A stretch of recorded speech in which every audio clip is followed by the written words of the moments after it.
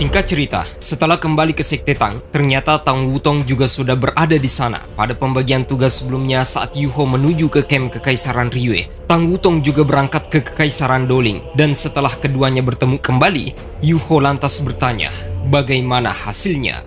Tang Wutong menjawab bahwa aku berhasil menyampaikan pesan tersebut kepada salah satu master doula mereka dan pasukan elit mereka sedang dalam perjalanan menuju ke kota Shrek. Paling lambat harusnya tiba besok hari. Mereka mengirim 4 tentara penguasa roh dan 200 pasukan. Sementara Yuho juga menyampaikan kepada Wutong bahwa aku juga mendengarkan Yusi berbicara bahwa dia berencana untuk menyerang Kekaisaran Doling.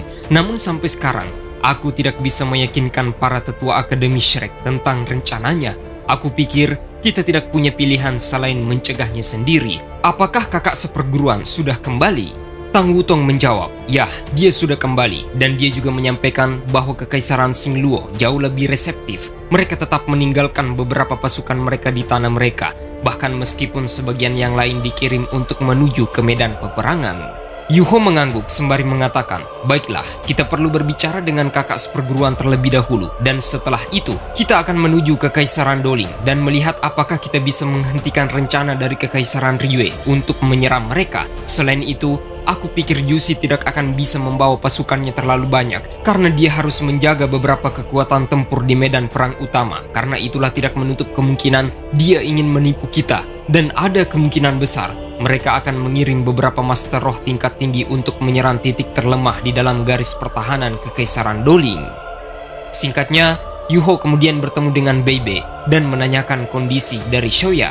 Apakah sudah ada perkembangan tentang keadaannya? Beibe menjawab, ya, dia semakin baik dan kondisi tubuhnya mengalami pemulihan total. Setelah itu, Beibe lantas menyampaikan bahwa aku mengunjungi Kekaisaran Doling dan bertemu dengan Adipati Harimau Putih. Tampaknya dia juga cukup gelisah mendengarkan beberapa analisis yang kau sampaikan.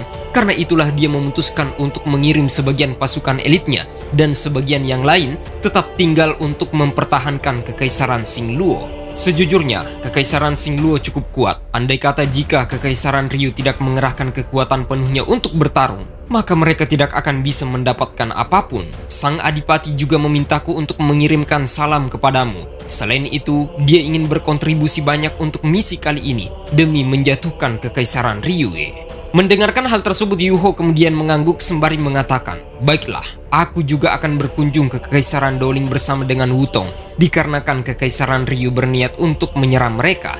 Di sisi lain, kakak pertama tetaplah di sini. Aku masih membutuhkan bantuanmu untuk mengatur pertahanan kota. Beibe tidak mempermasalahkan itu, lantas dia pun bertanya, bahwa adik junior, aku dengar kau telah menjadi Feng Huo Dolo. Yuho menjawab, aku hanya beruntung telah melakukan terobosan.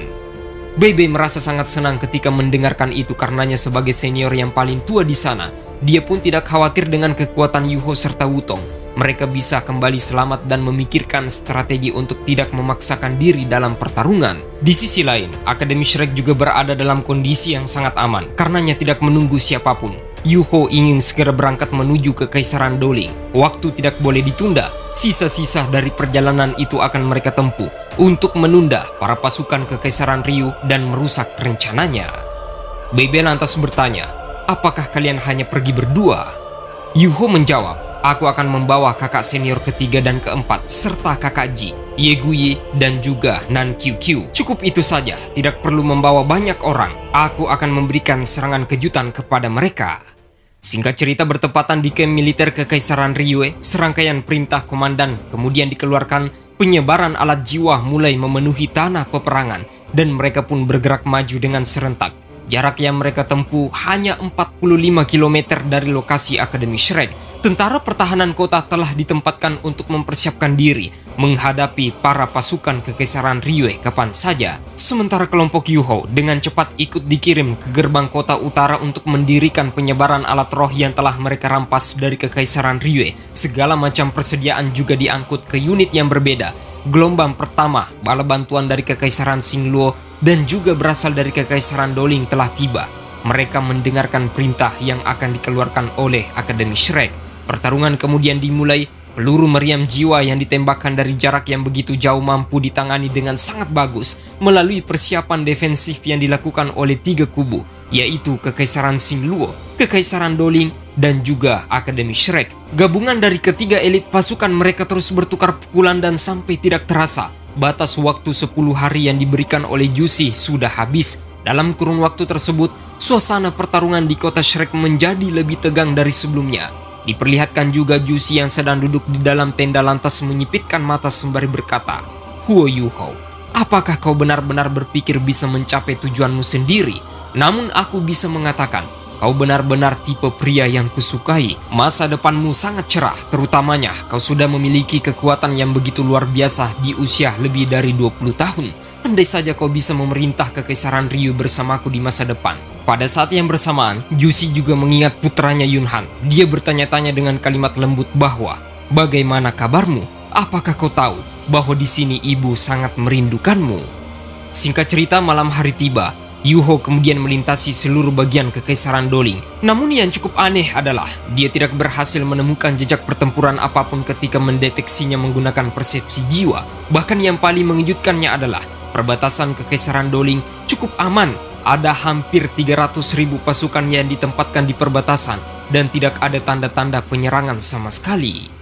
Yuho lantas berkata, "Ini tidak mungkin kecuali jika Juicy menipuku. Jika Juicy menipunya, itu akan menjadi masalah besar dan ada kemungkinan targetnya adalah Akademi Shrek. Tetapi tidaklah mungkin bagi para pasukan militer hanya dikirim untuk menyerang ke sana. Setidaknya dia harus mengirim beberapa Master Roh tingkat tinggi untuk mendukung penyerangan."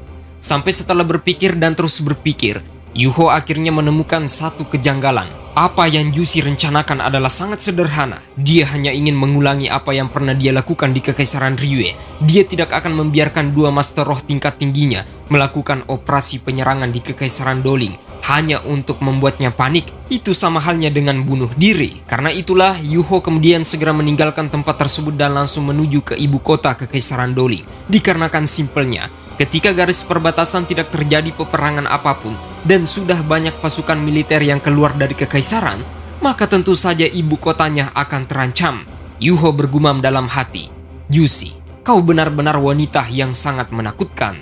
Kecepatan terbang kemudian ditingkatkan untuk langsung menuju ke target tujuan, tepatnya di ibu kota Kekaisaran Doling. Singkat cerita, dalam beberapa menit kemudian, menggunakan kecepatan terbang tingkat tinggi, Yuho kemudian tiba di langit-langit Cakrawala dan tepat segera membagi kekuatan fluktuasi jiwanya sampai dia pun menemukan sebuah gumpalan api besar yang menyebar di seluruh kota. Yuho mengepalkan tinjunya dengan keras. Dia benar-benar datang terlambat. Pada saat dia memasuki ibu kota, dia pun melihat Master Roh jiwa kejahatan Tyrant. Tidak disangka, Juicy benar-benar mengirim salah satu kaki tangan dari Kekaisaran Ryue yang dimana alat jiwanya berwarna kuning gelap. Mungkinkah itu berasal dari Imperial Dragon Soul, salah satu Master Roh terbaik di antara Master Roh peringkat binatang yang ada? Yuho menggertakkan giginya dengan emosi luar biasa. Dia segera melepaskan kekuatan spiritual dan langsung menyelimuti seluruh kota. Kekejaman dan niat membunuh terlintas dalam pandangan matanya, dan dia bersumpah akan membalas semua kematian orang-orang yang berada di ibu kota Doling. Sebuah kekuatan es kemudian menghancurkan beberapa alat jiwa serta orang-orang dari Kekaisaran Ryue. Dengan menggunakan armor dewa yang terbentuk di seluruh tubuhnya, cahaya biru meluap, pembantaian pun dilakukan. Suara pekikan telinga menyebar, ledakan demi ledakan terjadi. Bahkan penghalang yang dipasang oleh Master Roh tingkat tinggi dihancurkan dengan mudah, membuat mereka bertanya-tanya dengan rasa keterkejutan. Bagaimana mungkin? Bagaimana mungkin? Pelindung itu sangatlah kuat, bahkan Master Roh yang berada di peringkat 97 pun tidak akan bisa memecahkannya. Di sisi lain, di bagian bidangnya terdapat sebuah alat jiwa pengawasan.